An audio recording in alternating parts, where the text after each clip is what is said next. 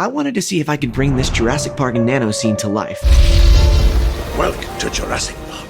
Okay, so I impulse bought this the other day, and it mostly sits on my Mac Studio. But I've always loved miniatures in film. And so I wondered if this miniature could work to make a little scene. I decided right away I wanted to make it nighttime and raining. There are so many cool shots in Jurassic Park that take place at night in the rain, but I've never seen the front gates that way. What do they got in there, King Kong? My idea was to use my laptop as the background, kind of like a tiny version of the huge LED volume they use on the Mandalorian.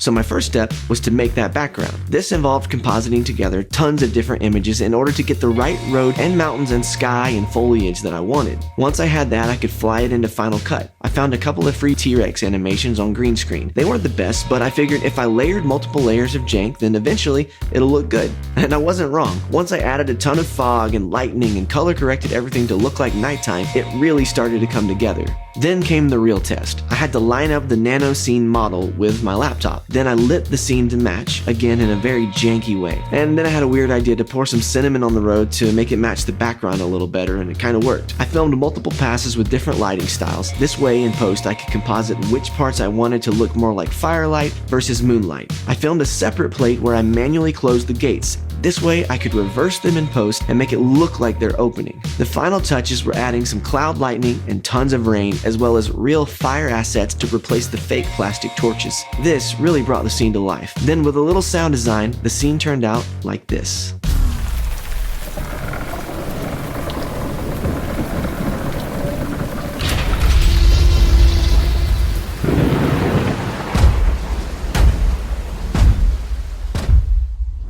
Be sure to follow Sozo Bear Films for more videos like this, but that's basically why